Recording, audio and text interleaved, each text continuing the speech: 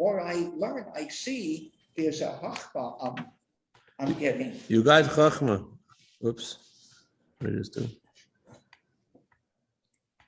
But my brother from Chabad, he has one son living in Crown Heights with 9 children. He is my nephew, my brother's son. One second. Yehuda, can you hear me, Yehuda? Yeah. Can you see me? Is the video on? Oh, all right. It was amazing what you're able to do with the Zoom business that you put on through so beautifully. Thank you. Thank God that you're able to reach so many people. All right. Let me put this over here so I can look at you guys. All right. Okay. Well, Cashapp, your book is so young. It's you're half your age, the way you're able to perform. I don't know how to change my name, so just don't kick me out. I'm 86 now, Cashapp. Stay young, man. Stay young. And the more I learned the secret, What's the secret? You have to keep active. You have to learn something new every day. You have to walk every day. You have to eat God's foods. What are God's foods? Is what God grows. What does he grow? What's the God foods that everyone should eat? Salads and vegetables. Okay. The chayim, the chayim is that we eat so much meat and chicken and fish, Right. limited. Well, it's not Not too much. all right. Anyways, tonight is the 24th of Kislev, Okay. and it is the anniversary of the day when we found the one pure cruse of oil. Okay. So tonight's not just the night when that happened in the past, but talking to 24th of Kislev. Okay. Yes, people are watching with us. Okay. So tonight's the night when Hashem empowers us to look for the cruse of oil in ourselves. Hashem allows us to get in touch with a part of ourselves that's innocent, that's pure, that we may have thought we've lost a long time ago. So tonight's the night when Hashem gives us the ability to give ourselves a different look. This is very similar to the story of Joseph. Rabbi Reichik, unfortunately, has passed away this week. Oh yeah. And last time I was in his synagogue, I was there today, but last time I was in his synagogue in this Parshas Vayeshev, he was talking about Yosef's challenge. It says in the Torah that Yosef was about to he had a huge challenge and test, and he was considering doing the wrong thing. But at the last moment, he saw an image of his father in the window. So the words the Torah uses for the image of his father, He saw himself. Oh, Looking like his father. well, that's one interpretation. The words the Torah uses are, he saw his image of his father. Right. What does that mean? He saw his image of his father. Either he saw his father or he saw himself. Rabbi Reichik translated like this. I'm not sure what his source was, but he said, I don't think it was his original idea, but he said he saw the way his father looked at him. It wasn't just he saw himself or his father. He saw the way his father perceived him, the way his father believed in him, the way his father saw the good in him. And that made him not want to disappoint his father, made him believe that he has more in himself than he thought he had. The Rizhiner Rebbe once said about himself that he's a secret tzaddik. And one of his chassidim said, I hate to burst your bubble, but the secret is out. We actually know all about you being a tzaddik. So Rizhiner Rebbe responded, it would be terrible if all I was what you see. In order for me to imagine what a tzaddik is, I have to look at myself and I try to picture based upon what I think kindness is. Someone has much more kindness. When I picture what love is, someone has much more love. When I picture what sacrifice is, someone has much more. But to picture someone who's in a whole different caliber, a whole different realm, I'm not capable of doing that. That's beyond me. So there are unique people in the world. You meet them and you think you know them, but they have a whole different way of looking at things and a whole different way of looking at people. They see in people different things that the people can see in themselves. give you an example of just someone who has a whole different perspective than we may have. The Rabbi and Spiritual, he was a contemporary of Rabbi Mendel Futafas, a famous Chabad chassid who did hard time in Siberia, in Russia. And the Rabbi and Spiritual once wanted to go to a mikveh in Russia. In Russia, cold, and a mikveh didn't mean like a hot bath. It meant digging in the ice and going in the water beneath the ice and immersing yourself. So the Rebbe went with Mendel Futafas and he asked him to come along to assist him. It's not an easy thing to go ice swimming.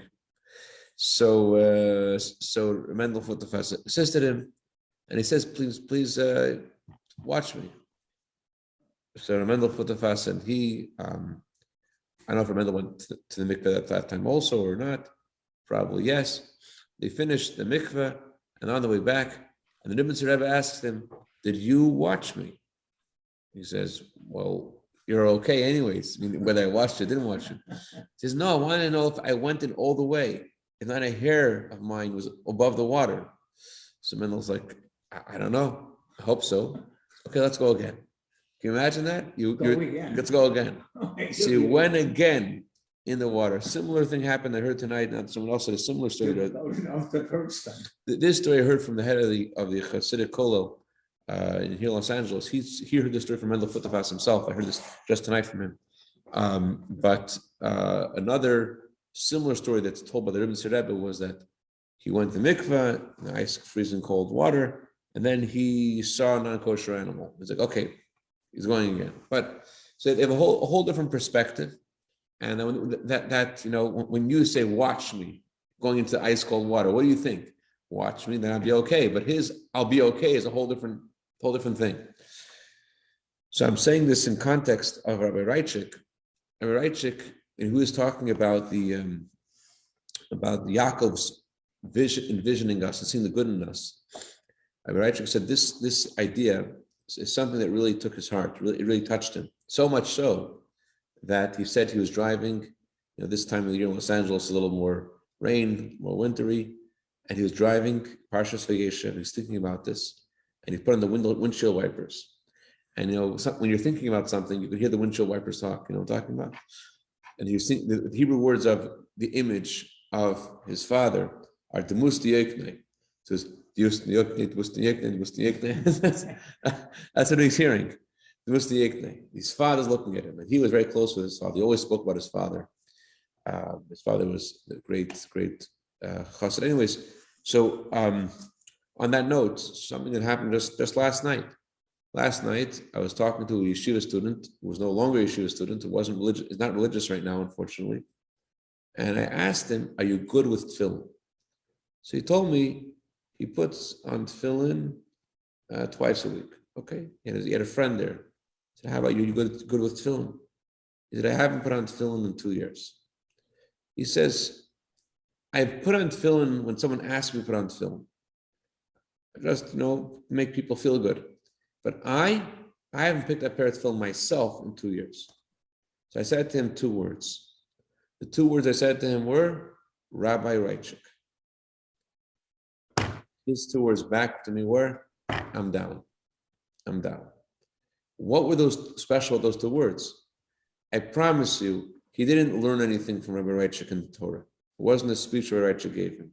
It was just that Rabbi Reichik had these eyes that he looked at you and he liked you and he believed in you and he saw good in you. And that made this boy, years later, imagine he has 2 years worth of garbage or of dirt on his neshama, of non-kosher food and drugs and rock and roll and who knows what. It's covering up his neshama. And as soon as I said those 2 words, Rabbi Reichik, all of a sudden, it's there, it's open, it's clear. I want to do this. That's the godliness. His godliness, right? That he could see in him brought him to respond. Amazing. Yeah, and just those 2 words was enough. He knew that Reichik had passed away, and I said, Rabbi Reichik, and that was enough. So, on that note, I want to share with you a story of Rabbi Asher Sasankin. Rabbi Asher Sasankin was the one who lit the menorah by the Rebbe. I am just saying conjecture, could be I'm totally wrong, but I think it's because of his sacrifice he had for lighting the menorah in Russia that he merited that he was, I know how he was chosen. I'm not familiar with the story. How would that happen? How he was chosen to light the menorah, if it was the Gabai's decision, if it was a Rebbe's decision, it just happened to be that way. He wanted it, I have no idea. But I just think the fact that he had the merit to always light the menorah in front of the Rebbe was because of his sacrifice for this mitzvah. And this story also highlights this idea of the pure jar of oil that is within every Jew, and that we don't necessarily know about it and think about it, but it's there. Before we go tell you the story, I just want to highlight the one point about this. The Pintele, and it helps when someone can see it in you. The previous Rebbe said the idea of a rabbi in the Chabad custom is having sacrifice for others, and he said that when you speak to others, it has to be in a way they get telling you that you are devoted to them, and that your devotion and your love and your care for them should cleanse their heart and mind. That when someone loves you, it makes you receptive. So you should talk to people in a way that they feel the love in you, and if they want to hear from you. That Chabad does it better than any other group. Thank you for saying that. Thank you for saying that. L'chaim we shall be Chabad. My brother. In that way. What? My brother, who is now in a coma, he joined Chabad by the way, and all his children were raised Chabad. What's your brother's name? Shmuel Nassim Slow Yarnak. What's his mother's name? Shmuel. His mother. Ben Pessi Hinda. Pessi. Chaim should have full kreva shlema. He won a championship of the United States, the junior championship in 1953. Championship of what? Chess. Chess. Okay. So I just want to share one story about Rabbi Asher Sasankin. Asher Sasankin, he and another man named Nachman were imprisoned in Siberia. They were imprisoned for very different reasons. Rabbi Asher, he was teaching Torah to little children on the ground in Russia. Nachman, on the other hand, he was Jewish, but he had joined the Communist Party and become an officer in the army. And he was arrested for some kind of black market things. He was selling things which were illegal to sell, and he was imprisoned. So they weren't, natural friends, but prison made them friends. And Reb Asher told Nachman, it was the day before Hanukkah, and he said to him, "I have it was a few weeks before Hanukkah. He said, I have a tin can, and we'll use that for our menorah. I'm going to use the margarine that they give us for oil. I'm going to take some strands out of what I'm wearing for the wicks." Good. So Nachman says, that's not a menorah. Imagine they're not religious guy. He's like, a menorah should be nice. It's not a menorah. Let me help you get a menorah. And this was the day before Hanukkah, he gave him this beautiful menorah that was made in Siberia, that different, it was a labor camp. And when those who were working in metal, he had some money, he had some rubles, and he bribed someone to make a menorah. Beautiful. So they have a menorah. They light the menorah, first night of Hanukkah, and they, Baruch Hashem, uneventful. Second night of Hanukkah, uneventful. Baruch Hashem. Third night of Hanukkah, uneventful. Fourth night, uneventful. The fifth night of Hanukkah, the menorah is lit, and they're singing Haneres Halalu, the part we say after lighting the menorah. As they're singing Haneres Halalu, there's an announcement that there's going to be a search. So Nachman Rabbi Sasankin tells Nachman, throw it out of the window. Before he could do anything, a KGB officer enters their barrack, and he proceeds to look through the barrack. Looks at the barrack, and he looks at Rabbi Asher Sasankin, he looks at him there, looks at Rabbi Asher Sasankin, and he says one word. He says, Piat? Piat is Russian for 5. It's the 5th night? So Russian says, yeah, the 5th night. He turns and he walks away. So imagine this guy He's also a Jew. A Jew. He must have been a The Jew. officer. Piat. And so the bottom line is that we tonight's a special night. Tomorrow, where Hashem gives us the power to look for and find the purity inside ourselves, enough to find enough oil to last for 8 days, and to bring out the full power of the neshama. That's what tonight's about.